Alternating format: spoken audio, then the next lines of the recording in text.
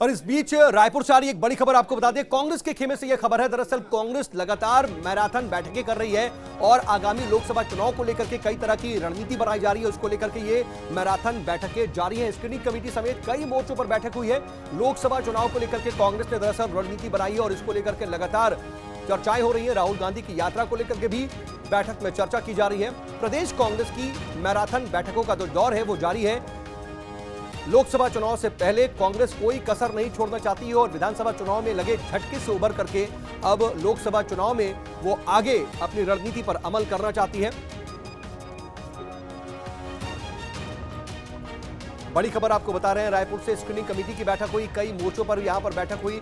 लोकसभा चुनाव को लेकर के कांग्रेस ने बैठक में रणनीति बनाई। राहुल गांधी की जो यात्रा चल रही है इसको लेकर के भी इस बैठक में चर्चा हुई और अंकुश शर्मा सहयोगी इस खबर पर ज्यादा जानकारी के साथ जुड़ रहे हैं। अंकुश, इन बैठकों को किस तरीके से देखा जाए? विधानसभा चुनाव में बड़ा झटका लगा है लेकिन अब उससे उबर करके फोकस लोकसभा चुनाव पर। देखिए साहब, जिस तरीके से छत्तीसगढ़ में विधानसभा चुनाव संपन्न हुआ है उसके बाद कांग्रेस पार्टी को जो नुकसान उठाना पड़ा है और उस नुकसान के बाद अब कांग्रेस पार्टी ने बड़े डिसीजन लिए हैं। प्रदेश प्रभारी बदल दिए गए हैं। अब एक युवा चेहरा जो है कांग्रेस पार्टी के प्रदेश प्रभारी के तौर पर सचिन पायलट को बनाया गया है।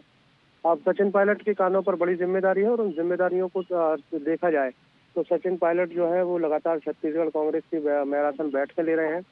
बैठकों के साथ साथ वो छत्तीसगढ़ की कांग्रेस पार्टी के कार्यकर्ताओं को और कांग्रेस पार्टी के नेताओं को कहीं ना कहीं रिचार्ज करने का काम कर रहे हैं और अब आगामी लोकसभा चुनाव की रणनीति तैयार करते हुए दिखाई दे रहे हैं। प्रदेश में कौन से लोग चुनाव लड़ेंगे, कैसे ये पूरा चुनाव लड़ा जाएगा, उसकी रणनीति तैयार हो रही है। बैठकों का सिलसिला लगातार चला है और इन बैठकों के माध्यम से आगामी रूपरेखा जो है वो तय की गई है। दूसरी महत्वपूर्ण बात यह है कि राहुल गांधी की भारत जोड़ो न्याय यात्रा छत्तीसगढ़ से होकर गुजरने वाली है। 5 दिनों तक ये यात्रा छत्तीसगढ़ के अलग अलग जिलों में रहेगी।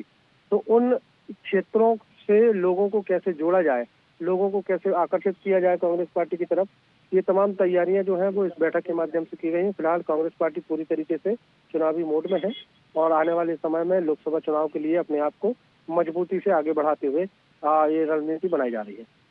ठीक है, अब देखना होगा कि इस रणनीति का कितना असर होता है। आप नजर बनाए रखिएगा, आगे भी आपसे अपडेट के लिए जुड़ेंगे। फिलहाल के लिए आपका बहुत बहुत शुक्रिया।